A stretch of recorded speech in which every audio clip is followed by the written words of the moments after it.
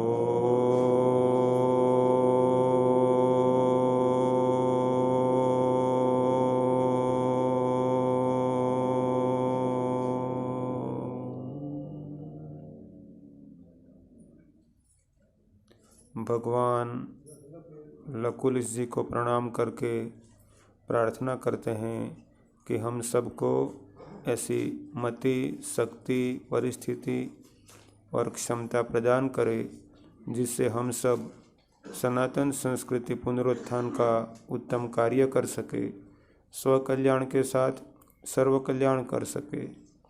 ओम ओम जय भगवान।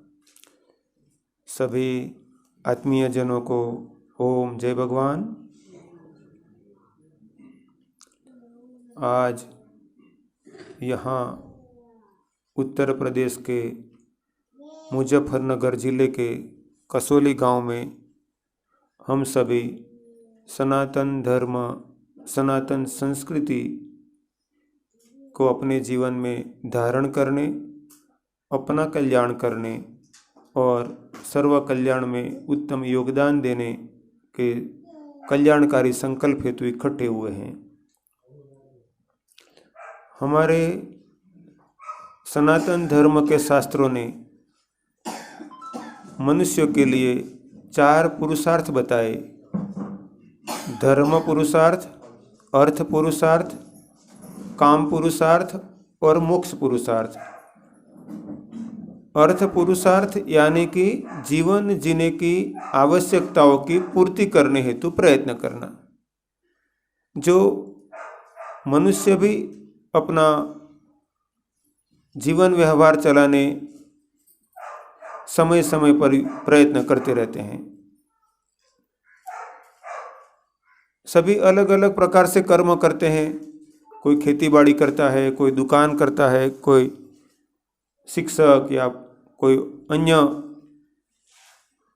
संस्थाओं में नौकरी करता है, कोई अपना कुछ बिजनेस चलाता है। इस प्रकार पशु भी अपना प्रयत्न करते हैं। गिलहरी अपना प्रयत्न करती है, गिरगिट अपना प्रयत्न करता है, कुत्ता अपना प्रयत्न करता है, चिड़िया अपना प्रयत्न करती है, चींटी अपना प्रयत्न करती है। तो अपना पेट भरने, अपना जीवन टिकाए रखने के लिए सभी प्रयत्न करते हैं। मनुष्य तो कुछ सीखते हैं, किंतु पशु पक्षियों को तो कुछ ट्रेनिंग भी नहीं देनी पड़ती है। अर्थ पुरुषार्थ के बाद काम पुरुषार्थ, वह भी सभी करते रहते हैं। आँख, नाक, कान, जीभ, चमड़ी, ये 5 इंद्रियों की जो कामनाएं हैं उसकी पूर्ति के लिए यथाक्षमता सभी प्रयत्न करते हैं। तीसरा पुरुषार्थ है धर्म पुरुषार्थ, जिससे हमारा कल्याण होता है। हमारा वर्तमान जन्म में कल्याण होता है, आने वाले जन्मों में भी कल्याण होता है, और हमारे साथ परिवार का, आत्मीय जनों का कल्याण होता है, मानव जाति का कल्याण होता है, और पूरी जीव सृष्टि का कल्याण होता है। चौथा पुरुषार्थ है मोक्ष पुरुषार्थ। मोक्ष पुरुषार्थ करने से हमारा जीवात्मा बार बार जन्म और मृत्यु के चक्र में न फंसते हुए इस संसार बंधन से मुक्त हो जाए, ऐसा कर्म वह मोक्ष पुरुषार्थ। मोक्ष पुरुषार्थ करना बड़ा कठिन है। धर्म पुरुषार्थ सामान्यतः मनुष्य के द्वारा धारण किए करने योग्य है। मोक्ष पुरुषार्थ क्यों कठिन है वो पहले मैं समझाता हूँ, बाद में धर्म पुरुषार्थ का मार्गदर्शन देता हूँ। एक नाव नदी के एक किनारे पर बंधी हुई है, 7 रस्सियों से बंधी हुई है या 11 रस्सियों से बंधी हुई है। उस नाव को नदी के सामने किनारे ले जाना है। यदि 11 रस्सी बंधी हुई है तो हमें क्या करना पड़ेगा? 11 रस्सियां खोलनी पड़ेगी। यदि किसी ने 2 रस्सियां खोल दी और कितना भी हलेसा लगाएगा नाव को, फिर भी नाव वहां की वहां रहेगी।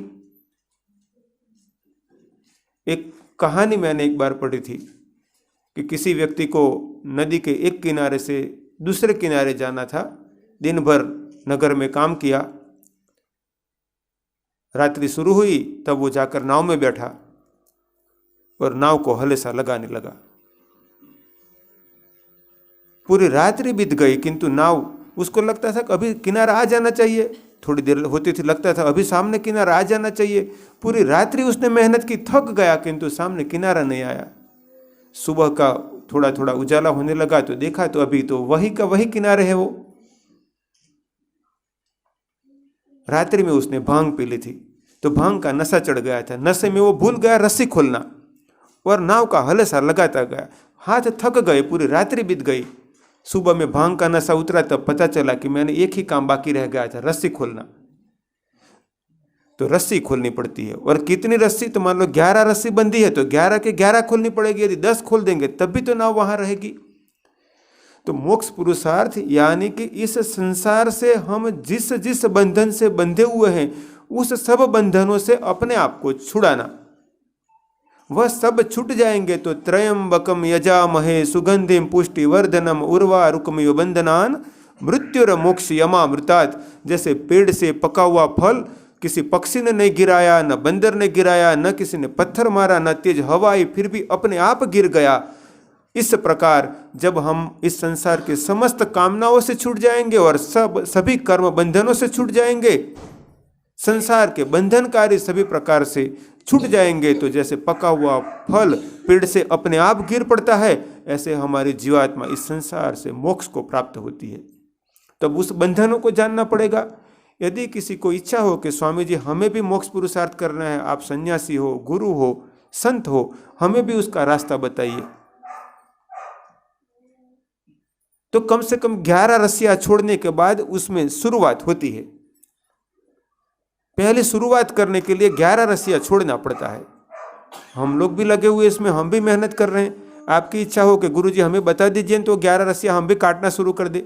अभी काट दे, नहीं काट पाए आज तो कल काटेंगे, 2 दिन में, 10 दिन में, महीने में, 6 महीने में, किंतु वह बता तो दीजिए कौन सी रस्सियों से बंधे हुए हैं। काम, क्रोध, लोभ, मोह, मद और मत्सर, ये 6 रस्सी। काम यानी कि हमारी संसार को भुगतने की कामना, कामना खत्म ही नहीं होती है। कुछ न कुछ प्रकार से भोग, आसक्ति, सम्मान, सुख, सुविधा में लगे रहते हैं। दूसरा क्रोध, इच्छाओं की पूर्ति न होना, उसका नाम है क्रोध। इच्छाओं की पूर्ति न होने पर हमारे में से जो आवेग प्रकट होता है उसका नाम ही क्रोध है। हम चाहे वैसा हो जाए तभी तो क्रोध नहीं आता है, हम जैसा चाहते हैं वैसा नहीं होता है तभी क्रोध प्रकट होता है। और यदि हम चाहते हैं वैसा नहीं हुआ किंतु उसके कारण में कोई बड़े बुजुर्ग पूज्य जन है तो फिर हम क्रोध नहीं करते हैं, शांत रहते हैं। किंतु ऐसा लगता है कि सामने वाले को डांट सकते, कह सकते हैं, तो फिर क्रोध प्रकट होता है। तो क्रोध, काम पर लगाम लगाना पहली बात। दूसरा क्रोध पर लगाम लगाना। तीसरा लोभ पर लगाम लगाना। लोभ, जीवन जरूरत के लिए तो पुरुषार्थ करना पड़ेगा, किंतु ज्यादा प्राप्ति करने के लिए अधर्म, अनीति करे या तो अपनी जिम्मेदारियों से भागे हम, तो धीरे धीरे वो लोभ परिणित होता है। लोभ का परिणाम भी दुख हो जाता है। तो क्या ज़्यादा धन नहीं प्राप्त करना चाहिए, ज़्यादा सुविधा नहीं प्राप्त करनी चाहिए? जरूर प्राप्त करनी चाहिए। भूखा भूखे को कैसे खिलाएगा?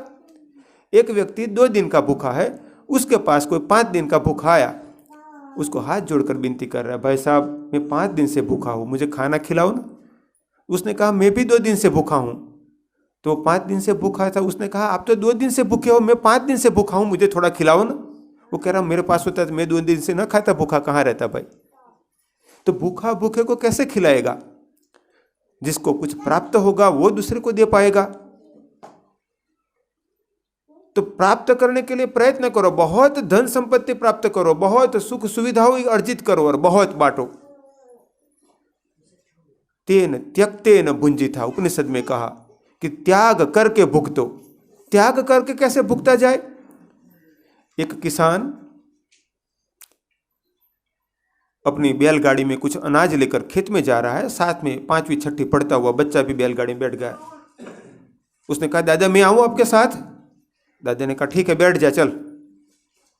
तो पोता गाड़ी में बैठ गया। दादा खेत में गए और वहां कुछ पात्र के अंदर गेहूं लिया या तो अनाज लिया और जमीन में ऐसे ऐसे वो फेंकने लगे। बच्चे ने देखा कि तो घर से गेहूं लाकर खेत में फेंक रहे हैं वो। तो बच्चा दौड़ते हुआ दादा के पास गया, दादा आप तो घर से गेहूं लाकर मिट्टी में फेंक रहे हैं, ये तो हमारा तो नुकसान है। गेहूं का भाव 350-400 रुपया और इतना गेहूं तो जमीन में फेंक देंगे आप तो मिट्टी में, और 5-7 मन गेहूं हमारा फोकट में चला जाएगा। दादा ने कहा बेटा मैं फेंक नहीं रहा हूं, बो रहा हूं मैं जमीन में। तो बेटे ने कहा मैं देख रहा हूं ना तो मिट्टी है और आप इसमें तो गेहूं तो फेंक रहे हैं इसमें। दादा ने कहा बेटा बोएंगे तभी अनेक गुना होकर आएगा, यदि बोएंगे ही नहीं तो फिर आएगा भी नहीं। तो बहुत प्राप्त करो और बहुत बांटो, जरूरत वाले को, सही जगह पर, गलत जगह पर नहीं। तो लोभ वह है कि जो अनिति से प्राप्त किया जाए या आवश्यकता से ज्यादा प्राप्ति करने का पुरुषार्थ किया जाए, किंतु मैं मानता हूं कि अपनी आवश्यकताओं के साथ परमार्थ के लिए भी कमाओ, भलाई के लिए भी कमाओ। तो काम, क्रोध, लोभ, इसके बाद आता है मोह। मोह आसक्ति हमारी अपनों के प्रति। देखो संसार में अभी आपके नज़र में कोई 150 साल का व्यक्ति नहीं होगा आसपास के गांव में, कि किसी ऐसे व्यक्ति को आप नहीं जानते होंगे जिसकी उम्र 150 साल है और अभी वो जिंदा है। एक बार बुद्ध के पास कोई महिला गई, वह रो रही थी, एक बच्चे के शरीर को लेकर गई थी। उसने कहा महात्मा जी आप तो भगवान जैसे हो, मेरा बेटा मर गया है, मैं अकेली हूं, कृपा करके मेरे बेटे को जिंदा कर दीजिएगा। बुद्ध ने उसको समझाने का प्रयत्न किया कि मृत्यु अवश्यंभावी है, मृत्यु सबकी होती है, तू उसको स्वीकार कर। महिला ने कहा, नहीं महाराज जी, मेरे बेटे को जिंदा कीजिए। और रोने लगी। बुद्ध ने देखा कि सब कुछ समझाने के बाद भी तो कुछ काम नहीं कर रहा है और महिला रोई जा रही है। बुद्ध ने कहा, ठीक है बेटा, तो थोड़ी राय लाकर मुझे, राय ही बोलते हो ना आप, हाँ राय, सरसों, तो थोड़ी मुझे एक थोड़ी चपटी, थोड़ी सी राय लाकर दे दे, मैं तेरे बेटे को जिंदा कर दूंगा। महिला रोना बंद हो गई। कह रहा, महाराज जी थोड़ी क्या, मैं तसला भर के राय लेकर आती हूं मैं।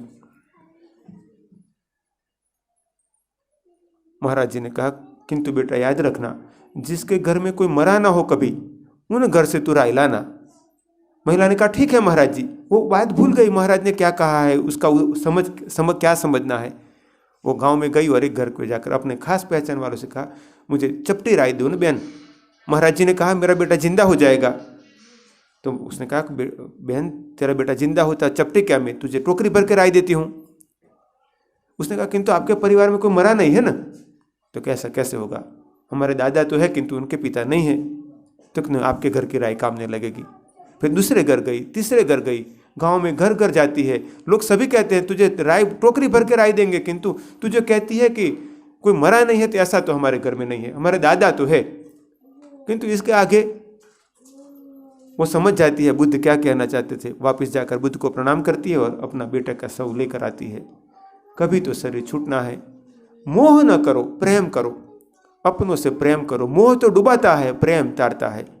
प्रेम में स्वार्थ नहीं, भलाई होती है, और मोह में तो अपना अधिकार स्वार्थ होता है। तो काम, क्रोध, लोभ, मोह, चौथा है मद, यानी मैं कुछ हूं। स्वाभिमान तो होना चाहिए, अहंकार नहीं होना चाहिए। स्वाभिमान तो राणा प्रताप को भी था, स्वाभिमान तो शिवाजी महाराज को भी था, स्वाभिमान लक्ष्मीबाई को था। स्वाभिमान होना चाहिए हमें, अपने पर, अपने परिवार पर, अपने समाज पर स्वाभिमान होना चाहिए, अपने देश पर स्वाभिमान होना चाहिए, किंतु मद नहीं होना चाहिए। मद डुबाता है, मद का त्याग करो। छठा है मत्सर। मत्सर यानी दूसरे की सुखी, दूसरों का सम्मान देखकर जलन होना, द्वेष भाव होना। दूसरा कोई अच्छा काम कर रहा है तो उसको अच्छा काम न करने देना, उसकी बुराई करना, वो गलत बात है, उसको कहते हैं मत्सर। मत्सर का त्याग करो। ये 6 हमारी जीवात्मा की नाव को बांधे रखते हैं। काम, क्रोध, लोभ, मोह, मद और मत्सर। ये 6 रस्सियों को काटना पड़ेगा। और बाकी 5, आंख, नाक, कान, जीभ, चमड़ी, ये 5 इंद्रियों से भोग भुगतने की इच्छाएं। पकोड़े खाते खाते जब बचपन से बूढ़े होने आए, अब भी पकोड़े की इच्छा खत्म नहीं होती। होता है ना ऐसा, बारिश होती है, इच्छा थोड़ा पकोड़े बना दो ना। हलवा पूड़ी खाते खाते जिंदगी के कई साल बीत गए, फिर भी अभी मन तृप्त नहीं हुआ। आपको होगा कि स्वामी जी आपको ऐसी इच्छा नहीं होती है? नहीं होती हमें कोई हलवा पूड़ी पकोड़े खाने की कोई इच्छा नहीं होती है। हाँ, कभी किसी ने बनाया है तो उसकी खुशी के लिए मान लो खा लिया। मेरा ज़्यादातर खाना होता है, मैं ब्रह्म खिचड़ी खाना पसंद करता हूँ। ब्रह्म खिचड़ी क्या है, यहाँ पर बहनें और भाई सभी को बताता हूँ, और बहनों को भी सीखने भी मिलेगा कुछ कि गुरुजी आप कैसी खिचड़ी खाते हो।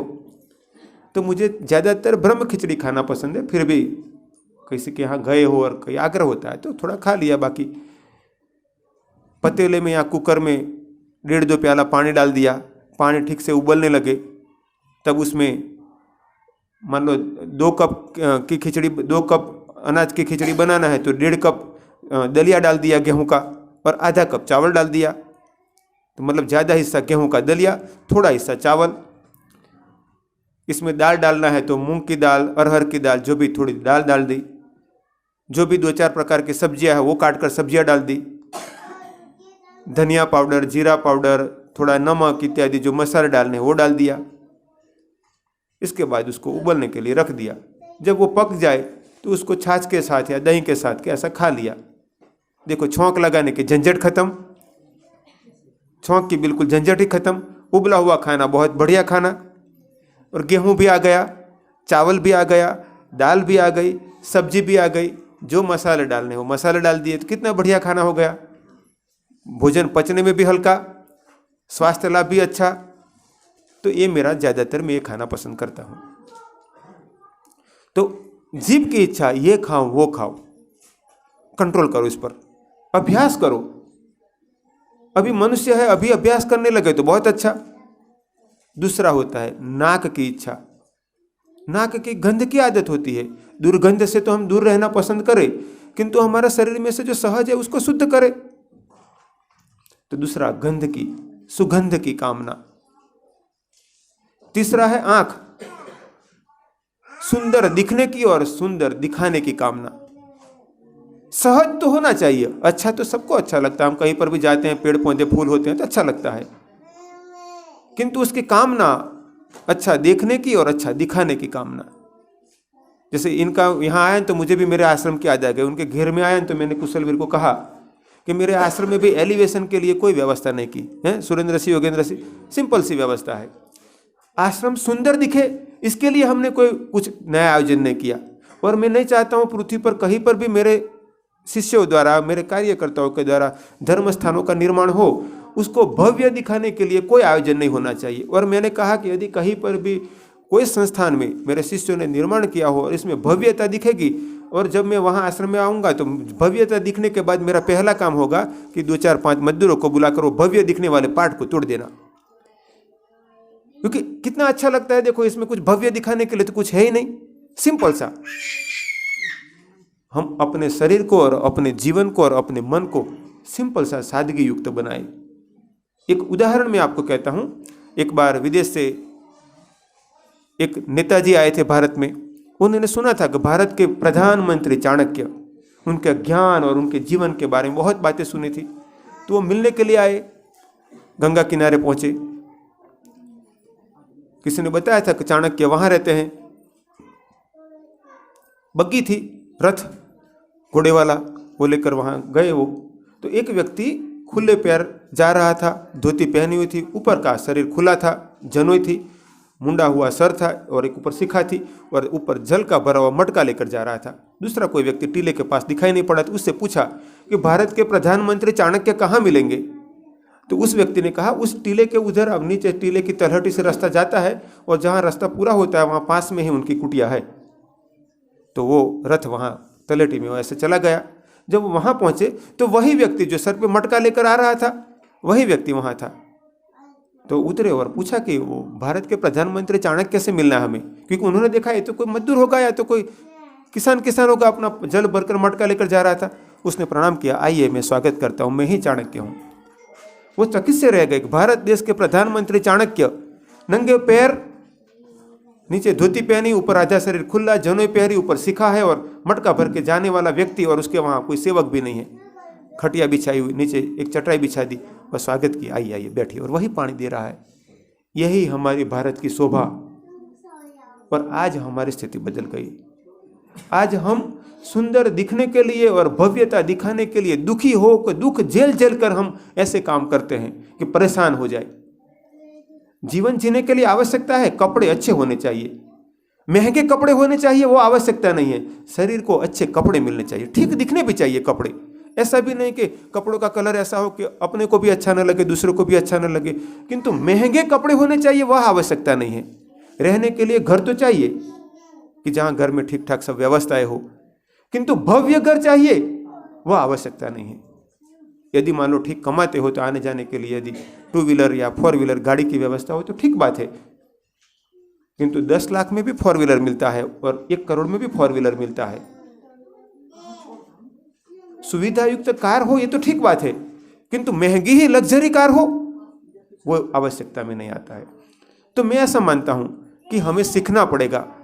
पर मुझे जैसे ही ये घेर में आया ना, तो मुझे तुरंत मेरे आश्रम की याद आ गई कि सिंपल सी व्यवस्था है, रहने के कमरे हैं, वहाँ 25 कमरे हैं, सभी अटैच टॉयलेट बाथरूम व्यवस्था है, सिंपल से खाने की व्यवस्था है। और नीचे ऐसे जैसे मैंने पत्थर भी नहीं लगवाए नीचे किचन में, ये जैसे ये नीचे फर्श डला हुआ है सिंपल, ऐसा ही रखा है मैंने 12 साल से। मेरे शिष्यों ने कहा कि गुरुजी पत्थर डालते हैं पूरे में, हम दान लाएंगे, हम लगवा देंगे।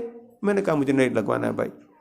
शिष्य ने कहा गुरुजी टाइल्स लगवा देते हैं, मैंने कहा नहीं लगवाना। 12 साल से ऐसे ही चल रहा है और मैं सबके साथ पंगत में बैठकर खाना खाता हूं। भव्यता के चक्कर में हम इतने दुखी हो जाते हैं कि जिंदगी बीत जाती है और भव्यता की परेशानी नहीं छूटती और परेशान होकर शरीर छूट जाता है।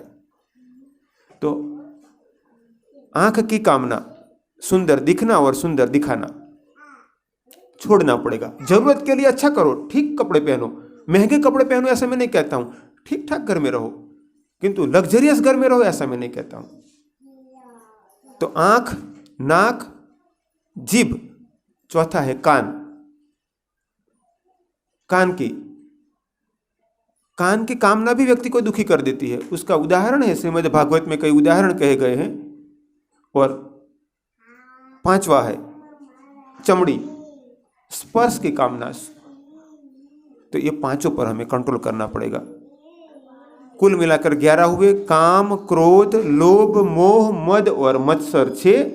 आंख, नाक, कान, जीभ और चमड़ी, इन पांचों के भोग। इस 11 पर कंट्रोल करे, इसके बाद फिर आता है मोक्ष पुरुषार्थ की ओर आगे चलना। बोलो कितना कठिन है। तो मोक्ष पुरुषार्थ तो कठिन है, तो फिर गुरुजी ऐसा है क्या हम लोग पालन भी कर सके, हम अपना भी कल्याण हो और परिवार का भी कल्याण हो और हमारे जीवात्मा का इस जन्म में भी कल्याण हो, और मर जाए तो दूसरी जगह भी हमारा अच्छा जन्म हो और सुखपूर्वक जीवन जिए, हमारा भी कल्याण हो, हमारे वंशजों का भी कल्याण हो। तो धर्म का पुरुषार्थ करो। तो फिर धर्म पुरुषार्थ किसे कहते हैं, कैसे धर्म पुरुषार्थ करे? धारयति इति धर्म। जिसको धारण करने से अपना और सबका कल्याण हो उसको कहते हैं धर्म। जो धर्म की रक्षा करता है, धर्म उसकी रक्षा करता है। तो कौन से कर्म करे? तो धर्म कर्म किया, ऐसा कहा जाए। सरल सी व्याख्या है, जो कर्म करने से अपना कल्याण हो, दूसरों का अहित न हो, सभी जीव सृष्टि का कल्याण हो और प्रकृति की रक्षा हो, ऐसे सभी कर्म धर्म कर्म हैं। जैसे कि 2 प्रकार के कर्म हुए, एक देव कर्म, दूसरे परमार्थ कर्म। मंत्र जप करना वह धर्म कर्म है। जो भी आपको नाम पर अच्छा लगे भगवान का, ओम नमो भगवते वासुदेवाय, ओम नमः शिवाय, या गायत्री मंत्र ओम भूर्भुवस्वः तत्सवितुर्वरेण्यं भर्गो देवस्य धीमहि धियो यो नः प्रचोदयात् इत्यादि अनेकों अपौरुषेय मंत्र है। यज्ञ करना धर्म कर्म है, यज्ञ करना चाहिए। संध्या कर्म करना धर्म कर्म है। सुबह सूर्योदय से पहले, मध्याह्न सूर्य जब मध्य में पहुंचता है, आरोहण और अवरोहण के बीच का जो समय, और संध्या काल के वक्त शाम को संध्या कर्म करना चाहिए। देव पूजन यदि आप साकार में मानते हो तो राम, कृष्ण, शिव जी, माता जी, हनुमान जी, जिस देव में श्रद्धा हो उनका विधिवत पूजन करना चाहिए। तीर्थ की यात्रा करनी चाहिए। गांव में मंदिर हो वहां जाकर दर्शन करो, वह भी धर्म कर्म है। गाय की सेवा करना धर्म कर्म है। पीपल की पूजा करना धर्म कर्म है। दुखी पीड़ित की सेवा करना धर्म कर्म है। माता पिता बड़े बुजुर्गों की सेवा सम्मान करना धर्म कर्म है। रामायण, भगवद गीता, महाभारत, 4 वेद, 6 दर्शन शास्त्र, उपनिषद इत्यादि का अध्ययन करना धर्म कर्म है। तो अनेकों प्रकार से हम धर्म कर्म का पालन कर सकते हैं। नवरात्रि, शिवरात्रि, जन्माष्टमी, एकादशी व्रत करना धर्म कर्म है। हमें धर्म कर्म का स्वयं पालन करना चाहिए, अपने परिवार में धर्म का पालन हो ऐसा प्रयत्न करना चाहिए, और दूसरे भी धर्म का पालन करें, इसमें हम कुछ सहयोगी बन सके ऐसा प्रयत्न करना चाहिए। कुछ तो जरूर करो, सब कुछ न कर सको तो कुछ तो करो। एक बार बुद्ध बैठे हुए थे, एक पर्वत में बैठे हुए थे। पर्वत में तलहटी की ओर दृष्टि थी उनकी, और वो बैठे हुए थे। उनके सामने उनका शिष्य आनंद बैठा हुआ था। आनंद की नजर बुद्ध की ओर थी, यानी कि पर्वत की ऊपर की ओर नजर थी, और बुद्ध की ओर नीचे की ओर नजर थी। बुद्ध ने आंखें बंद की और ध्यानस्थ हो गए। आनंद बैठा हुआ, उसके सामने उसके गुरु है बुद्ध, दोनों ही थे, और गुरु की आंखें तो बंद थी, वो ध्यान में चले गए थे, किंतु आनंद की आंखें खुली थी। उस वक्त आनंद ने देखा कि पर्वत पर से एक बड़ा पत्थर, पर्वत की बड़ी शिला ऊपर से गिरती हुई आने लगी। उसने देखा कि ये तो गिरेगी तो बिल्कुल हमारी ओर ही आ रही है, पहले गुरु और फिर मैं, और सेकंडों में ही दोनों मर जाएंगे। इतना बड़ा पत्थर था, दोनों दब जाएंगे। तो उसने तुरंत सोचा कि मैं गुरुदेव को जगाऊं, किंतु वक्त ही नहीं था, इतने में तो पत्थर पहुंच ही गया। तो बुद्ध की आंखें तो बंद थी। तो उसके आनंद के मन में तुरंत लगा कि अब दोनों गए, हम दोनों मर जाएंगे। इतने में ही बुद्ध के बिल्कुल पास में पीछे से पत्थर के 2 फाड़ हो गए, 2 टुकड़े में बट गया, और एक दाहिनी ओर से और एक बाईं ओर से 2 टुकड़े चले गए नीचे की ओर। इतने में बुद्ध ने आंखें खोली, देखा तो आनंद डरा हुआ सा, भयभीत सा दिखाई पड़ा। पूछा कि बेटा तू क्यों कांप रहा है इतना? क्यों इतना भयभीत है? उसने कहा, गुरुदेव, बहुत बड़ा पत्थर पर्वत के ऊपर से गिर रहा था और अभी हम दोनों मर जाते। तो संयोग रहा कि पत्थर 2 और टुकड़ा होकर चला गया। बुद्ध ने कहा, बेटा तू मेरे पीछे जाकर देख। तो आनंद खड़ा हुआ और बुद्ध के पीछे जाकर देखता है तो जमीन में से एक पत्थर ऊपर की ओर निकला हुआ थोड़ा सा था। ऊपर से गिरता हुआ पत्थर, जो गोल पत्थर था, वो उस जमीन से निकले हुए पत्थर से टकरा गया। तो टकरा कर वो जमीन से निकला हुआ छोटा पत्थर था, वो नहीं टूटा, और पर्वत से गिरता हुआ बड़ा पत्थर टूट गया। आनंद चकित सा रह गया कि गुरुदेव, छोटा पत्थर नहीं टूटा और बड़ा पत्थर टूट गया, और वो भी 2 हिस्से में बंटकर हमारे 2 ओर से निकल गया। बुद्ध ने कहा, बेटा छोटा सा धर्म कर्म कभी कभार इतना ताकतवर बन जाता है कि बड़ी बड़ी मुश्किलों को भी वो तोड़ देता है, उससे भी रक्षा कर देता है। इसीलिए मैं कहता हूँ, छोटा सा भी धर्म का काम जरूर किया करो। सत्संग करना वह भी धर्म का काम है। गृहस्थ जीवन में कितनी उलझने होती है, 12 जोड़ो और 13 टूटे, 5 संभालो और 7 जगह और प्रॉब्लम खड़े हो जाते हैं। गृहस्थ का जीवन बड़ा कठिन होता है। किंतु कभी कभार मंदिर में दर्शन कराया करो। यदि साकार पूजा में मानते हो तो मंदिर में दर्शन नहीं तो मंत्र जप कर लिया करो। जब भी मौका मिला, सुबह में मौका मिल जाए बहुत अच्छा, नहीं तो दोपहर शाम को जो भी आपको भगवान का नाम लिया करो, नहीं तो ओम ओम ओम ओम जपा करो।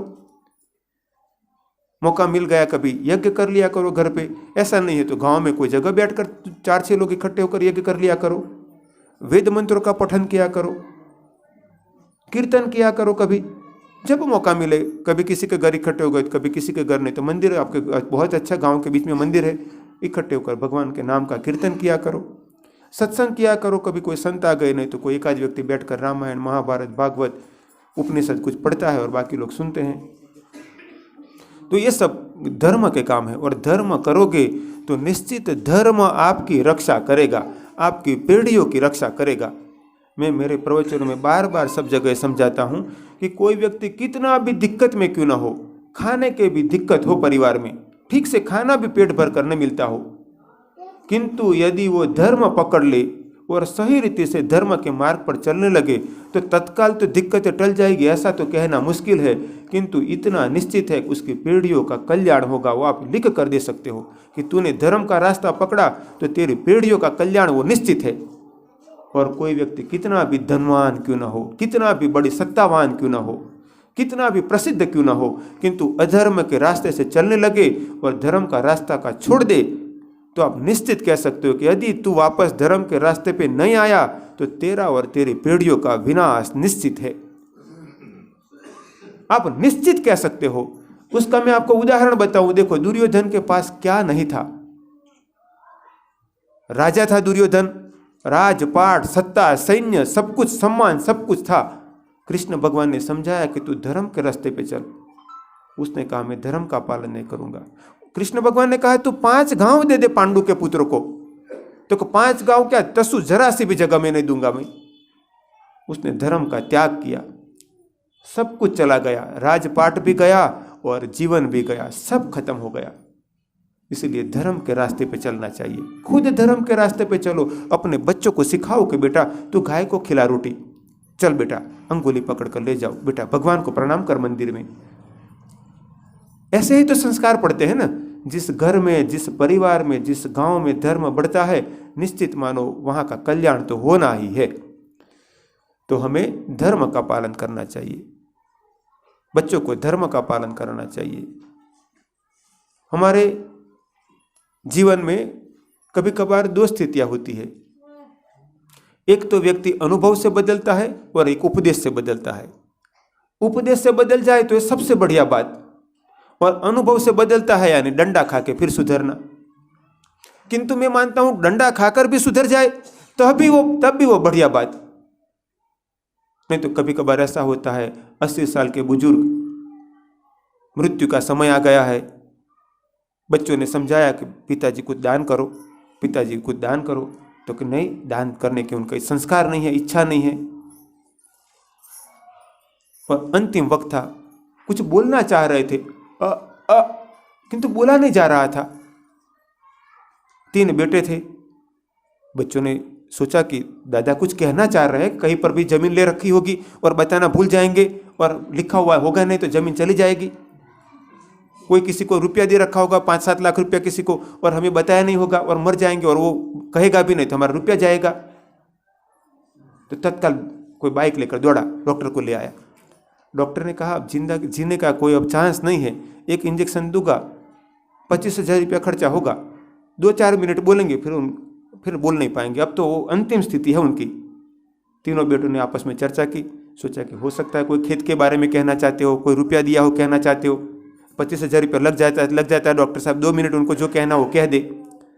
डॉक्टर ने इंजेक्शन लगाया 25,000 का, और दादा बोले सभी यहाँ खड़े हो और वो गाय है तो वो झाड़ू चबा रही है, और जीव निकल गया उनका। देखो अंत में तक दादा ने 25,000 का इंजेक्शन के बाद दादा ने क्या बोला, सभी यहाँ खड़े हो और गाय झाड़ू चबा रही है। तो दादा की नजर थी कि वो गाय झाड़ू पड़ा था तो उसको चबा रही थी, तो दादा कहना चाह रहे थे कोई झाड़ू हटाओ, गाय झाड़ू चबा रही है। और बच्चे समझे कि हो सकता है कि दादा कहने वाले हो कि जमीन यहाँ है। तो मरते हैं व्यक्ति तब तक मोह नहीं छूटता है। अंत मति सो गति। अपने मोहल्ले में जो कुत्ते होते हैं याद रखना कि ज़्यादातर वो अपने ही होते हैं। कहाँ से आएंगे बोलो? आपके गांव में कसौली में कोई ऑस्ट्रेलिया से थोड़ा आएगा जीव, कोई अमेरिका वाला थोड़ा सोचेगा कि मैं कसौली में जन्म लूँ। शास्त्र में लिखा है जैसा कर्म वैसा शरीर मिलता है, और अंत मति सो गति। अंत में जहाँ मति वहाँ जीव की गति होती है। एक बार देर ज़्यादा हो जाए तो बताना हाँ मुझे। एक बार एक स्वामी जी ने अपने शिष्य से कहा कि मैं मर जाऊंगा तो इसके बाद मेरा जीव स्वर्ग में जाएगा, और इसकी पहचान आपको नगाड़े का आवाज़ सुनाई पड़ेगा। दो शिष्य थे, जंगल में रहते थे, गांव के निकट ही। तो दोनों शिष्य खुश थे कि हमारे गुरुजी स्वर्ग में जाएंगे। गुरुजी बीमार थे, थोड़ा तबीयत ठीक नहीं थी। एक दिन गुरुजी सोए हुए थे और उनका प्राण निकल गए। दोनों शिष्य थोड़ी देर बैठे रहे वहाँ पर। अभी नगाड़े का आवाज़ सुनाई देगा कि गुरुजी स्वर्ग में प्रवेश करेंगे, अभी नगाड़े का आवाज़ सुनाई पड़ेगा, आवाज़ आया ही नहीं। तो दोनों शिष्य सोचने लगे कि हमारे गुरुजी की कहीं ऐसी जगह तो गति नहीं हो गई होगी कि जहाँ पर ठीक ना हो। अब पूछे तो पूछे किससे? बाकी गांव में सभी गृहस्थी थे। गांव में कहलवाया कि गुरुजी का शरीर छूट गया है। गांव वाले तुरंत दौड़े दौड़े आए। सभी ने संत जी का धामधूम से अंतिम संस्कार विधि की।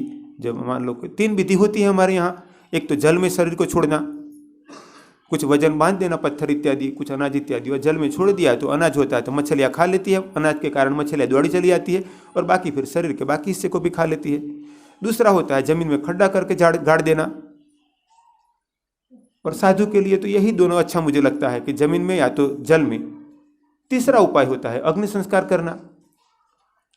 तो गांव वालों को कहलवाया तो सभी लोग आए और साधु के उचित रीति से संस्कार कर दिया। किंतु वो दोनों शिष्य थे, वो किसी को कह भी नहीं पाते थे और मन में परेशान थे, हमारा गुरुजी का क्या हुआ होगा, हमारे गुरुजी का जीव का क्या हुआ होगा। तो कुछ दिनों के बाद जैसे गांव में मेरे जैसे कोई महात्मा जी आए होंगे, तो वो दोनों शिष्यों ने कहा कि जैसे मान लो मैं यहाँ आए और कुशलवीर से कोई कहे कि कुशलवीर जरा हमें बात करनी है गुरुजी से अकेले में, क्योंकि लोगों को कह भी नहीं सकते थे कि हमारे गुरुजी का क्या हुआ होगा। तो अकेले में बैठकर बात की कि स्वामी जी ऐसा हुआ कि हमारे गुरुजी का शरीर छूट गया और कह के गए थे कि मेरा जीव निकलेगा तो स्वर्ग में जाएगा और आपको नगाड़ा सुनाई पड़ेगा, किंतु नगाड़ा नहीं सुनाई पड़ा। तो हमारे गुरुजी का क्या हुआ होगा स्वामी जी? तो फिर वो स्वामी जी ने कहा कि आपके गुरुजी का शरीर छूटा तब क्या स्थिति थी? तो वो सोए हुए थे और जीव निकल गया। तो ठीक है मैं कल आऊँगा, आप मुझे बताना कैसी स्थिति थी। दूसरे दिन वो स्वामी जी वहाँ गए। उन्होंने कहा कि यहाँ सोए हुए थे, तो स्वामी जी खुद ही सो गए वहाँ पर कि यहाँ चटाई बिछा दो। चटाई बिछाई, फिर स्वामी जी सो गए। फिर कहा कि उनका शरीर कैसे था? तो उन्होंने कहा इस ओर मुँह किए हुए थे अंत में। तो स्वामी जी ने उस ओर मुँह किया और देखने लगे तो सामने बेर का पेड़ था। बेर है ना, जो छोटे बेर आते हैं, बेर, हाँ, उसका पेड़ था और उस पर सभी तो हरे कलर के थे, एक पीले कलर का था, पका हुआ था। तो स्वामी जी ने कहा कि उस बेर, पीला कलर का पका बेर है ना, उसको तोड़ के ले आओ। स्वामी जी बैठ गए, उस बेर को तोड़ के लाए। तो इसमें एक कीड़ा था, तो उसको ऊपर से जैसे तोड़ खोला तो छोटा सा एक सफ़ेद कलर का कीड़ा दिखाई पड़ा। थोड़ी देर में कीड़ा मर गया। जैसे खोला तो वो कीड़ा बाहर चलने लगा और अपने आप ही मर गया। और मरने के साथ ही नगाड़े का आवाज़ सुनाई पड़ा तक अब आपके गुरुजी स्वर्ग में गए। जब वो मरे तो उनकी नज़र उस बेर पर थी पका हो, तो उनके मन में विचार आया होगा कि पका हुआ बेर है, पर उनका जीव निकल गया तो उस बेर में चला गया। अंतमति सोगति, और जैसे कर्म ऐसा तन, जैसा ऋणानुबंध ऐसा भुगतना होता है। तो हमें प्रयत्न करना चाहिए कि बड़े बुजुर्गों को भी ऐसी आदत बनानी चाहिए कि अंत में बुढ़ापे में मन संसार में मत लगाओ, बैठे बैठे राम राम शिव शिव ओम ओम किया करो। बाकी खाना मिल गया और ठीक ठाक व्यवस्था मिल गई, बाकी सब झंझट छोड़ो, बच्चों को जैसा करना हो ऐसा करे। कटी पतंग जैसा जिंदगी, कब शरीर छूट जाएगा और कब तक इस माया में फंसे रहेंगे। और दूसरी बात भी आप सबको सिखाता हूँ, आपके रिश्तेदारी में, परिवार में, समाज में किसी बूढ़े व्यक्ति की मृत्यु का समय आ जाए तो सभी इकट्ठे होकर वहाँ रोना प्रपंच करना छोड़ दो, नहीं तो उनका जीव वहाँ भगवान में होता और बेटी जाकर रोने लगती बापू बापू, और बापू का मन फिर बेटी में लगा रहता कि मेरे बेटी का क्या होगा, कि मेरे बेटे का क्या होगा, और जीव निकल जाता है। तो वहाँ बैठकर सभी भजन किया करो कि ओम नमः शिवाय, ओम नमः शिवाय, या तो श्री राम जय जय। तो ये सुनते सुनते अंत में उनका जीव निकलते निकलते कुछ ये कान पर पड़ जाए तो ओम ओम ओम ओम ओम कुछ बोलो आप भगवान का नाम जिसमें आपकी श्रद्धा हो, तो मरते हुए का मन में कहीं वो अंत में वो मन लग जाए और उसका जीव निकले तो अच्छा। किंतु बैठकर फिर अंत में ये कहे कि बापूजी वो छोटा बेटा आ गया है, बड़ा आ गया है, बेटी आ गई, इसी चक्कर में उनका शरीर न छूट जाए। तो याद रखना चाहिए कि हम धर्म कर्म करें, छोटा सा धर्म कर्म भी हमारा कल्याण करता है। एक सेठ सुमेध नाम के एक सेठ हो गए, संत हो गए आगे चलकर। सेठ सुमेध बहुत धनवान थे, उनके पिता का बहुत बड़ा बिजनेस था, उन्होंने अनेकों शहरों में जमीन बसाई थी, बहुत बड़ा कारोबार फैलाया था। और उनके पिताजी भी बड़े सेठ रहे थे, मतलब उनके दादा को आप क्या बोलते हो? बाबा, हाँ, उनके बाबा थे, उन्होंने भी बहुत बड़ा कारोबार किया था। दूर दूर के शहरों में उनकी बड़ी बड़ी दुकानें थी, अनाज इत्यादि की बड़ी खरीदी करते थे और दूर दूर के नाव में भेजकर दूसरे देशों में भेजते थे। तो उनके बाबा का तो पहले शरीर छूट चुका था और उनके पिताजी थे, उनका भी शरीर छूट गया। बहुत दूर दूर से लोग आए, राजा महाराजा भी बहुत बड़े व्यापारी थे, तो राजा महाराजा भी अंतिम क्रिया में आए, सम्मान के साथ उनकी अंतिम विधि की गई, 13वीं वगैरह सब पूरा हो गया। इसके बाद उनके मैनेजर थे, उस मैनेजर सेठ सुमित के पास बैठा, नमस्ते वगैरह किया, फिर कहा कि आपको सेठ जी कुछ बातें तो पता होगी आपके पिता और आपके दादा ने जो कारोबार किया उसकी, किंतु फिर भी मैं आपको, मेरा फर्ज है कि आपके बाप दादाओं ने जो कारोबार किया है वो सभी का सभी मुझे आपको बताना। तो कई बड़े बड़े चौपड़े, क्या बोलते हो आप, चौपड़े को क्या बोलते हो, लिखा हुआ पोथे, तो कई पोथे लेकर बैठे वो मैनेजर और उनके पास कुछ लोग, और बताने लगे आपका इस शहर में यहाँ पर इतनी ज़मीन है और वहाँ इतना बिजनेस है, वहाँ इतने लोग काम करते हैं, इस शहर में इतनी ज़मीन है, विदेश में भी आपके दादा ने खरीद रखा है, आपके पिता ने। तो सेठ सुमेध सुनते चले गई, दूर दूर के देशों में संपत्ति, भारत के कई शहरों में संपत्ति, बड़ा कारोबार। उनकी आंखों में आंसू जा रहा है, मैनेजर कह रहा है। तो मैनेजर ने सोचा कि वो इसीलिए रो रहे हैं कि मेरे बाप दादा ने मेरे लिए इतनी संपत्ति कमाई हुई है, ऐसे इतनी खुशी से वो रो रहे हैं। फिर मैनेजर ने पूछा कि सेठ जी सचमुच में आपके बाप दादा महान है, देखो उन्होंने आपके लिए कितने संपत्ति छोड़ी है। सेठ सुमेध ने कहा मैं इसलिए नहीं रो रहा हूँ, मैं इसलिए रो रहा हूँ कि मेरे दादा ने इतना किया फिर भी वो चले गए, मेरे बाप ने इतना किया फिर भी वो चले गए, तो मैं भी इसमें से कौन सा नया कर लूँगा, मैं भी तो एक दिन चला जाऊँगा। तो ये सोच सोच कर मैं रो रहा हूँ कि मेरे दादा ने जिंदगी इसमें खपा दी, इतनी ज़मीन, बड़ा बड़ा बिजनेस, कारोबार, और वो चले गए, मेरे बाप भी ये सब करते करते चले गए, और एक दिन मैं भी इसको और आगे बढ़ाता हुआ मैं भी एक दिन चला जाऊंगा, इसलिए मुझे ये काम नहीं करना है। ऐसा करो कि जितना परिवार के बच्चों को चाहिए इतनी संपत्ति रखो और बाकी किसी को गरीब को दे दो, कुछ धर्म स्थान के लिए दे दो, कुछ गायों के लिए दे दो, और मैं बन रहा हूँ साधु। तो हमें ये सोचना चाहिए, सीखना चाहिए कि हमारे दादा भी, आप में से ज़्यादातर लोग ऐसे होंगे कि जिसको 7 पीढ़ी के नाम भी पता नहीं होंगे। यदि पूछा जाए कि आप कागज में लिख कर दो आपके बाप, उनके बाप 7 पीढ़ियों के नाम लिख कर दो, तो इसमें से कई लोग ऐसे होंगे कि 7 पीढ़ी के नाम भी पता नहीं होंगे, कि जिस जमीन, जिस संपत्ति आपको मिली है बाप दादों से, उनके नाम भी पता नहीं होंगे हमें। तो हम भी इस संसार में कौन सा काम करके जाएंगे, कभी हमारा भी तो शरीर छूट जाएगा। इसलिए याद रखें कि हम धर्मानुसार जीवन जिए, परमार्थ के काम करें, और हमारा जीवन, हमारी क्षमता परमार्थ में लगी रहे। मेरे कार्य और इसके बारे में थोड़ी आप सबको जानकारी देता हूँ। हमारे सनातन धर्म के शास्त्रों में 4 वेद, 6 दर्शन शास्त्र, उपनिषद, ब्राह्मण ग्रंथ, आरण्य ग्रंथ, संहिताएं, इतिहास ग्रंथ, 18 पुराण इत्यादि है। इसमें एक है शिव पुराण। शिव पुराण में शतरुद्र संहिता में वर्णन है कि भगवान शिव ने वैवस्वत मनवंतर में 28 अवतार लिए, जिसमें 28वां अवतार उन्होंने मनुष्य की काया में प्रवेश किया। वह कायवरोहण नाम से प्रसिद्ध हुआ। वह गुजरात में कायवरोहण नाम से बड़ा प्रसिद्ध शिव तीर्थ है।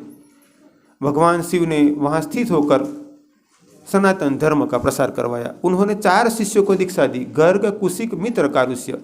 उन चारों ने भारत में और वर्तमान में विदेश कहते हैं, किंतु तब का भारत, अखंड भारत में सनातन धर्म और योग विद्या का प्रसार किया। तब का भारत यानी वर्तमान का Iran, Iraq, Afghanistan, Indonesia, Vietnam, तब उन्होंने योग विद्या, सनातन धर्म का प्रसार किया। विश्वामित्र मुनि ने वहां तप किया था। वह नगरी सतयुग की इच्छापुरी, त्रेतायुग की मायापुरी, द्वापर में विश्वामित्र मुनि ने वहां तप किया। विश्वामित्र मुनि को गायत्री मंत्र प्राप्त हुआ। वहां पर गायत्री देवी ने दर्शन दिया, इसलिए वह नगरी मेघावती नगरी नाम से प्रसिद्ध हुई द्वापर में। विश्वामित्र मुनि की इच्छा थी कि पूर्व में काशी है, जैसे आपके यूपी में, उत्तर प्रदेश में काशी, ऐसे उनकी इच्छा थी कि पश्चिम में भी काशी बने। उन्होंने वहाँ शिवलिंग की स्थापना की। भगवान शिव प्रकट हुए और उन्होंने आशीर्वाद दिए कि मैं सूक्ष्म रूप से सदैव यहाँ विद्यमान रहूंगा। विश्वामित्र मुनि ने गंगा मैया का आह्वान किया। गंगा देवी प्रकट हुए। विश्वामित्र मुनि ने कहा कि मैं चाहता हूँ आपका भी प्रवाह यहाँ प्रवाहित हो, गंगावती। गंगा मैया ने आशीर्वाद दिया कि मेरा प्रवाह यहाँ से रंगावती नाम से प्रवाहित होगा। रंगावती नदी वहाँ बहने लगी। आगे चलकर भगवान शिव ने मनुष्य काया में अवरोहण किया। उन्होंने एक हाथ में फल धारण किया, बीजोरा, मातृलिंग की सभी की रचना बीजों से होती है। दूसरे हाथ में एक दंड धारण किया कि मैं सभी जीवों के उसका कर्म का फल देता हूँ। उस दंड को धर्मदंड कहते हैं, लकुल या लकुट कहते हैं। वह लकुल या लकुट धारण किए हुए शिव लकुलिस कहलाए। भारत के 12 ज्योतिर्लिंगों में भगवान लकुलिस जी के शिष्य गुरु के रूप में कार्य करते थे। कायवरण बड़ा तीर्थ नगरी थी। वहाँ बड़े गुरुकुल थे, बड़े तपोवन थे, बड़ी गौशालाएं थी। परमार्थ के बहुत काम होते थे। दुनिया भर में से धर्म के, योग के जिज्ञासु वहाँ आकर धर्म और योग विद्या प्राप्त करते थे। आगे चलकर भगवान ने अपने 4 शिष्य जो 4 दिशाओं में भेजे थे, गर्ग, कुशिक, मित्र, कारुष्य, उनको कहलवाया कब मेरा समय पूरा हुआ मैं जाऊंगा। 4 शिष्य, उन शिष्यों के शिष्य राजा, महाराजा, योगी, तपस्वी वहाँ इकट्ठे हुए। भगवान ने सबको उपदेश दिया। भगवान का शरीर 16-17 साल के लड़के जैसा ही रहा था। कभी उनकी दाढ़ी मुझ पर बाल नहीं आए थे। हमारे और भगवान में फर्क क्या है? हम 5 तत्वों के अधीन हैं, प्रकृति के अधीन हो और प्रकृति भगवान के अधीन है। आपने राम या कृष्ण के फोटो में कभी दाढ़ी मुझ पर बाल नहीं देखे होंगे, और कोई ऐसी पृथ्वी पर मूर्ति नहीं बनी है कि जहाँ राम की मूँछों वाली मूर्ति या कृष्ण की मूँछों वाली मूर्ति। राम के पुत्र लवकुश भी बड़े हो गए थे और कृष्ण के पुत्र प्रद्युम्न वगैरह भी बड़े हो गए थे, किंतु आज भी पृथ्वी पर कोई राम या कृष्ण की मूँछों वाला फोटो नहीं बनाता है। तो भगवान ने सबको उपदेश दिया कि भक्तिमय जीवन जीना, धर्मानुसार जीवन जीना, परमार्थ के काम करना। फिर भगवान का शरीर प्रकाश के गोले में रूपांतरित हुआ। प्रकाश का गोला जमीन से ऊपर उठा और शिवलिंग में समा गया, विश्वामित्र मुनि स्थापित, और इसमें से एक 16-17 साल के लड़के जैसा आकार निकल कर आया। आज भी वो शिवलिंग वहाँ पर स्थित है। सरदार वल्लभ भाई पटेल ने आज़ादी के बाद जो गजनी ने सोमनाथ का मंदिर तोड़ दिया था, उस मंदिर का 1947 के बाद मंदिर का पुनर्निर्माण करवाया। वहाँ पर उस शिवलिंग की स्थापना करना वो चाहते थे कि जो कायवरण में शिवलिंग है। सरदार वल्लभ भाई पटेल की ऐसी इच्छा थी। उन्होंने एक कमेटी भेजी। उस कमेटी और ग्रामजनों की बैठक हुई और एक चिट्ठी में हाँ, एक चिट्ठी में ना लिखकर चिट्ठी उछाली गई, और हाँ वाली चिट्ठी हाथ में आई, ना वाली चिट्ठी हाथ में आई। दूसरे किसी ने कहा कि फिर से ट्राई किया जाए। दोबारा चिट्ठी उछाली, दोबारा ना, तीसरी बार ना। जितना ट्राई किया तो फिर वो शिवलिंग वहाँ रखा गया और सोमनाथ में नया शिवलिंग स्थापित किया गया। ऐसा वो शिवलिंग है। उस भगवान ने 1913 में पुनः परंपरा शुरू की। पहले गुरु प्रणवानंद जी को दीक्षा दी। उन्होंने ऋषिकेश के जंगल में 17 साल तक साधना की। 1930 में उनका शरीर छूट गया। उनकी जीवात्मा ने निकलकर गुजरात के पोरबंदर जिले, जो गांधी जी जहाँ से जन्मे थे, पोरबंदर जिले के राजा के दीवान के पुत्र के रूप में जन्म लिया, और वहाँ उन्होंने गुजरात सरकार में क्लास 1 ऑफिसर बने। यशवंत सिंह उनका नाम था, और आगे चलकर वो सन्यासी बने। तो प्रणवानंद जी के बाद दूसरे कृपालु मुनि नाम के गुरु को भगवान ने जिम्मेदारी सौंपी। उन्होंने कायवरण तीर्थ का पुनरुद्धार किया और 1976 में लकुलिश योग विद्यालय की स्थापना की और सभी लोगों को निःशुल्क योग सिखाने के आयोजन किया। लाखों लोगों ने योग सीखा। 1975-76 में जब इंदिरा गांधी के वक्त में इमरजेंसी लगी थी तो नरेंद्र मोदी तभी आरएसएस के कार्यकर्ता थे, उनके पीछे पुलिस लगी हुई थी। वो वहाँ पर आए और कृपालु मुनि से कहा कि मुझे पुलिस खोज रही है। कृपालु मुनि ने कहा कि आप भगवान के शरण में आ गए हो, निश्चिंत होकर रहिए यहाँ पर। तो इमरजेंसी के काल में मेरे दादा गुरु कृपालु मुनि के पास रहे थे मोदी जी। वो बड़ा प्रसिद्ध तीर्थ स्थान है। आगे चलकर कृपालु मुनि ने दीक्षा दी, राजर्षि मुनि नाम दिया। वही युवान जो पहले प्रणवानंद जी नाम से था, कलकत्ता का बंकिम बाबू सेठ सन्यासी बनकर प्रणवानंद जी बना, हमारी परंपरा का पहला गुरु। उनकी 1930 में शरीर छूटा और वही जीवात्मा पोरबंदर में जन्मा, वो हमारा तीसरे गुरु बने राजर्षि मुनि। आगे चलकर राजर्षि मुनि जी ने Lakulish International Fellowship Enlightenment Mission Life Mission संस्था की स्थापना की। उसके द्वारा लाखों लोगों को धर्म संस्कृति का मार्गदर्शन किया और लकुलिश योग यूनिवर्सिटी बनाई अहमदाबाद में। गुरुजी ने 2009 में मुझे सनातन संस्कृति पुनरुत्थान की जिम्मेदारी सौंपी। मैंने कायवरण तीर्थ में लकुलिश धाम आश्रम बनाया और सभी को सनातन धर्म सिखाने का आयोजन किया कि योग कैसे करना वो सिखाया जाए, यज्ञ कैसे करना वो सिखाया जाए, देव पूजन कैसे करना वह सिखाया जाए, संध्या कर्म कैसे किया जाए वह सिखाया जाए, 16 संस्कार सिखाया जाए कि जन्म से लेकर मृत्यु तक के संस्कार सिखाया जाए, वेद उपनिषद शास्त्रों के बारे में सबको समझाया जाए, सिखाया जाए। ऐसा हमने निःशुल्क आयोजन किया। आश्रम में रहने का खाने का कोई चार्ज नहीं है। सभी हिंदुओं के लिए आश्रम खुला है, जाति पाति का कोई भेदभाव नहीं है। वहाँ एक पंगत में बैठकर सब खाना खाते हैं। आश्रम से गेट से बाहर जाए फिर सभी अपना अपना जो भी माने, सभी के लिए धर्म सीखने की व्यवस्था है। ऐसा हमने वहाँ से आयोजन किया और भारत में और दुनिया में यह कार्य का प्रसार हो, इसके लिए मैंने 4 मंडलियाँ बनाई, पूर्व मंडली, पश्चिम मंडली, उत्तर मंडली, दक्षिण मंडली। उत्तर मंडली की जिम्मेदारी सौंपी संभवी मैया को। उत्तर भारत के राज्य दिल्ली, पंजाब, हरियाणा, उत्तर प्रदेश, उत्तराखंड, जम्मू कश्मीर इत्यादि और भविष्य में यूरोप में और रशिया में कार्य करना उनकी और उनकी टीम की जिम्मेदारी रहेगी। दूसरी मंडली बनाई, पूर्व मंडली, उसका कार्य संभाल जाए सत्यम जी वाराणसी में रहते हैं। वो पूर्व भारत के राज्यों में बिहार, बंगाल, उड़ीसा, झारखंड, छत्तीसगढ़ और आसाम, त्रिपुरा, नागालैंड, मेघालय, सिक्किम इत्यादि में कार्य करना और साथ में ही भविष्य में साउथ ईस्ट एशिया यानी Japan, Indonesia, Fiji, Australia, New Zealand इत्यादि में प्रवास करना। दक्षिण मंडली बनाई, इसमें दिव्येश जी रहते हैं बेंगलोर में। दक्षिण भारत के राज्य कर्नाटक, केरला, तमिलनाडु, आंध्र प्रदेश, पांडिचेरी, तेलंगाना इत्यादि में काम करना और मिडल ईस्ट कंट्री में यानी दुबई इत्यादि, यूएई में और अफ्रीकन कंट्री में प्रवास करना, वहाँ धर्म का प्रसार करना। पश्चिम मंडली में योगर्षि जी ब्रह्मचारी कार्य करते हैं। पश्चिम में गुजरात, राजस्थान, मध्य प्रदेश, महाराष्ट्र राज्यों में और नॉर्थ अमेरिका, साउथ अमेरिका में योग धर्म का प्रसार करना, ऐसा आयोजन किया। हमने डिसेंट्रलाइज संस्था, विकेंद्रित संस्थाओं का आयोजन किया कि जगह जगह पर ऐसे स्थान निर्माण हो कि जहाँ से सनातन धर्म का कार्य हो, सबका कल्याण हो, सभी को योग यज्ञ निःशुल्क सिखाया जाए, सेवा किया हो, भूखे को भोजन और समय समय पर मेडिकल कैंप इत्यादि आयोजन किया जाए। देसी गौ माता, हमारी भारतीय नस्ल की खूंद वाली गौ माता की सेवा हो, भविष्य में गुरुकुल का निर्माण हो और हिंदू बच्चों को योग यज्ञ भी सिखाया जाए और शिक्षण भी दिया जाए, ऐसी पूरी व्यवस्था निर्माण हो, ऐसा आयोजन किया। अभी भारत में कई जगह हमारे संस्थान रजिस्टर है संस्थाएं और कई संस्थानों के लिए आयोजन चल रहा है। मैं 5 साल से प्रवास नहीं कर रहा था, किंतु 30 सितंबर को मेरे गुरुजी का पार्थिव शरीर छूटा तो फिर मैंने कहा कि अब मैं सनातन धर्म के लिए प्रवास करूंगा। तो पहले मैं कभी कोई जगह भूमिदान प्राप्त होता था तो प्रवास करता था, नहीं तो मैंने 5 साल में ज़्यादातर प्रवास नहीं किया।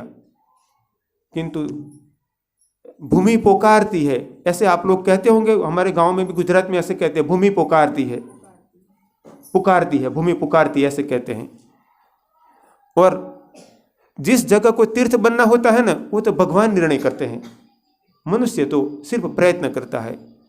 तो मेरी शिष्या संभवी मैया को मैंने एक बार कहा कि हिमाचल में भी आपको जाना है। मुकेश प्रधान जी, वो हमारे कार्यकर्ता है, सुरेंद्र सिराणा, योगेंद्र सिराणा, मुकेश जी, ये सभी 12 साल से यहाँ पर उत्तर भारत में सनातन धर्म प्रसार में मदद रूप होते रहते हैं।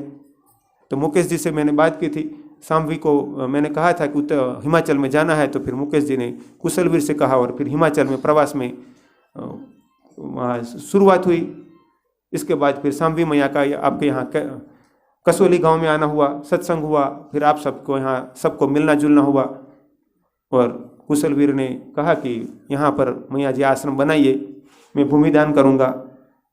उनके पिताजी, उनके परिवार सब ने सहमति दी। फिर आप गांव वालों ने भी, उसने बताया कि गांव में भी बहुत ने उत्साह बताया कि मैया जी आप यहाँ ही कसोली में रहिए, यहाँ हम धर्म स्थान बनाएंगे, यहाँ से धर्म का कार्य करेंगे। उसने मुझे बताया, पर मैं तो ऐसा मानता हूँ आप और मैं सब निमित्त है, भगवान ही कार्य कराता है। तो 5 साल के बाद जब मेरा प्रवास हुआ तो मैंने कुशलवीर से बात की, फिर मेरा आने का तय हुआ। तो राजस्थान, उदयपुर, जयपुर, फरीदाबाद, मेरठ होता हुआ यहाँ पहुँचा।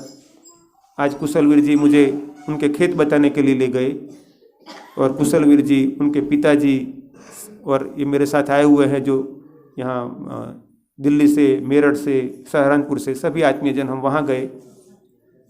उन्होंने अपना 3 बीघा का खेत बताया और कहा कि गुरुजी एक खेत हम दान करना चाहते हैं कि यहाँ पर आप सनातन धर्म के लिए एक आश्रम स्थान बनाइए, जहाँ देव पूजन हो, यज्ञ हो, सनातन धर्म का कार्य हो।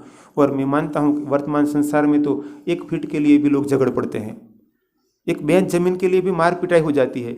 और ऐसे कलयुग की ऐसी स्थिति में कोई अपनी 3 बीघा भूमि धर्म के लिए दान कर दे, निश्चित रूप से आपका और आपके गांव का वो गौरव की बात है।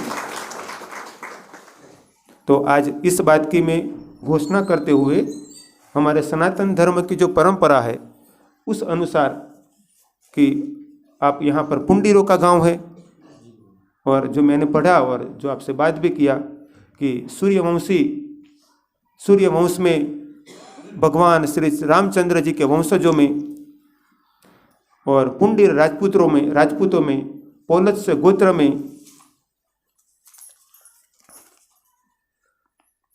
ठाकुर राजबल सिंह जी एवं उनके पुत्र श्रवण कुमार जी और उनके पौत्र कुशलवीर सिंह, अजयवीर सिंह, पौत्री नेहा देवी और प्रपौत्री यानी कि कुशलवीर सिंह की पुत्री चैतन्या देवी और पूरे परिवार ने खुशी खुशी ये भूमिदान आश्रम के लिए दिया है।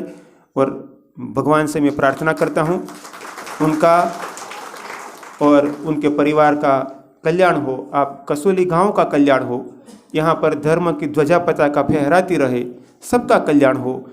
हम यहाँ पर से लकुलिस योगाश्रम कसोली ऐसे एक आश्रम का निर्माण करेंगे।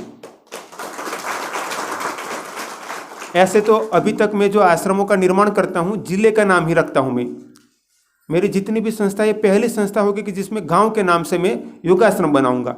तो हम बड़ी जगह होती है तो योगाश्रम बनाते हैं, छोटी जगह होती है तो तपोवन बनाते हैं। तो गुजरात में तपोवन के लिए एक गांव ने जमीन दी, तो मैंने कहा कि आपके गांव के नाम से तपोवन बनाएंगे। किंतु जहां योगाश्रम बनता है तो योगाश्रम में संत निवास भी होता है, यज्ञशाला भी होती है, देवस्थान भी होता है। वहाँ पर सबको योग, यज्ञ, देव पूजन सिखाया जाता है। और आसपास के कई गाँव से, दूर दूर के देशों से लोग आते हैं और धर्म, योग, संस्कृति का प्रसार होता है। तो मैंने निर्णय किया है कि यहाँ से लकुलिस योगाश्रम कसोली का हम निर्माण करेंगे। मेरे शिष्या संभवी मैया कुछ वक्त यहाँ रहेंगे, कुछ वक्त उत्तर प्रदेश के दूसरे राज्यों में, तो कभी यूरोप के देशों में, इंग्लैंड के, फ्रांस, जर्मनी इत्यादि देशों में कभी प्रवास करेंगे, कभी रशिया में प्रवास करेंगे और सनातन धर्म का कार्य करेंगे। आपके इस कसोली गांव में मैं अनुमान करता हूं कि भारत के तो लोग आएंगे ही, किंतु दुनिया के भी कई देशों के लोग यहाँ पर आएंगे। दुनिया के भी कई लोग ऐसे होंगे कि जो भविष्य में 5-15 साल में कहेंगे कि भाई मुझे लकुलिस योगाश्रम कसोली में मैं 5 दिन रहना जाऊँगा, मुझे योग शिविर में जाना है। तो यहाँ पर पहले से वो बुकिंग करा देंगे कि मैं 10 दिन योग सीखने के लिए कसोली जा रहा हूँ। दक्षिण भारत में भी ऐसी जगह होगी कई जगह से कि भविष्य में लोग कहेंगे कि भाई कसोली गांव, तो उनको सिर्फ कसोली गांव इतना ही कहोगे तो उनको पूरा पता होगा कि भाई कसोली गांव यहाँ है और ऐसे ऐसे। तो आज शुरुआत क्यों ना हो, सूरज जब निकलता है तो हल्की रोशनी दिखाई पड़ती है, अंधेरे में जरा जरा सा वह थोड़ा थोड़ा लालिमा दिखाई पड़ती है, किंतु जब सूरज थोड़ा ऊपर आ जाता है तो पूरी पृथ्वी चमकने लगती है, पूरा प्रदेश चमकने लगता है। तो हम यहाँ से ऐसा आयोजन करेंगे कि यह धर्म की ध्वजा पताका आपके कसोली गांव को तो लाभान्वित करे ही, किंतु आसपास मुजफ्फरनगर तहसील, मुजफ्फरनगर जिला पूरे उत्तर प्रदेश में, और साथ में ही मैंने अभी कुशलवीर से बात की तो यहाँ से पंजाब करीब 150 किलोमीटर जीतना है, और वहाँ से यहाँ से हरियाणा करीब 60 किलोमीटर जीतना है, और उत्तराखंड करीब 30 किलोमीटर जीतना है, हिमाचल प्रदेश करीब 200 किलोमीटर और दिल्ली करीब 150 किलोमीटर। उत्तर प्रदेश तो है ही। तो ये जगह ऐसी है कि 2.5-3-4 घंटे में तो कई राज्यों में हम पहुंच सकते हैं। दिल्ली तक भी पहुंच सकते हैं, हिमाचल में भी पहुंच सकते हैं, पंजाब में भी जा सकते हैं, उत्तराखंड में भी जा सकते हैं, और हरियाणा में भी जा सकते हैं। और मेरे लिए मैं आपको बताऊं, उत्तर प्रदेश में मैं अनुमान करता हूं 25-50 आश्रम बनेंगे आने वाले 50 साल में, किंतु ये पहला स्थान लकुलिश योगाश्रम कसोली है, क्योंकि मैं वो भविष्य देख रहा हूं कि आने वाले वक्त में उत्तर भारत के अंदर 25-50 स्थान हो सकता है बन जाए। किंतु इतिहास जब लिखा जाएगा ये हमारे कार्यों का, लकुलिश परंपरा का, उत्तर भारत में हमारा जो कार्य हो रहा है उसका, तो उसमें पहला नाम होगा लकुलिश योगाश्रम कसोली का।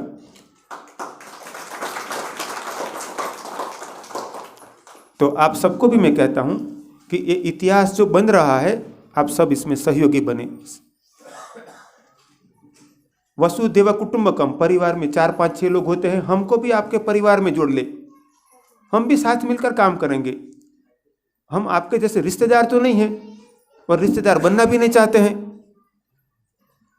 किंतु संत है ना, अपना बना ले। हम साथ मिलकर काम करेंगे एक ही कार्य के लिए, धर्म के लिए, बस स्वार्थ प्रपंच के लिए नहीं।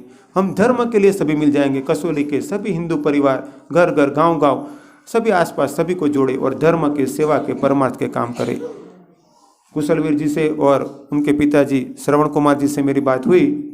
हम आने वाले वक्त में, जब अभी तो यहाँ गन्ने की खेती चल रही है, तो मैंने कहा कभी हमें जल्दी भी नहीं है, थोड़ा अनुकूलता के साथ एक ऐसा आयोजन करेंगे कि यहाँ व्यवस्था हो, और अगले 2023 में योग्य समय पर नींव पूजन करेंगे। और ये उनकी ज़मीन तो यहाँ से जाना हो तो कुशलवीर ने बताया गुरुजी 10 मिनट भी नहीं लगेगी पैदल चलकर जाने में, इतना है, इतना नज़दीक है। तो फिर यहाँ आयोजन करेंगे, योग्य समय पर संस्था के नाम से यहाँ पर एक निर्माण हो, भूमि पूजन हो, और उत्तर प्रदेश के और भारत के अलग अलग राज्यों से यहाँ पर आत्मीय जन आए और धामधूम से यहाँ पर लकुलिश योगाश्रम कसोली की नींव पूजन रखी जाए, और आगे चलकर ये सांभवी मैया का ये पहला स्थान यहाँ पर बने और यहाँ से धर्म की ध्वजा का फरके। अंत में पुनः आपके दानदाता परिवार के सभी सदस्यों को और कसोली गांव के सभी आत्मीय जनों को आशीर्वाद देते हुए भगवान से प्रार्थना करता हूं कि आपके गांव पर भगवान के आशीर्वाद उतरे, आपका गांव धर्म के मार्ग पर आगे बढ़े, सुख संपन्न बने, और आपके गांव के बच्चे परिवार आगे बढ़कर भारत में और दुनिया में नाम करे। ओम ओम। सबका मंगल हो, सबका मंगल हो, सबका मंगल हो। आशीर्वाद, आशीर्वाद, सबको आशीर्वाद, आशीर्वाद।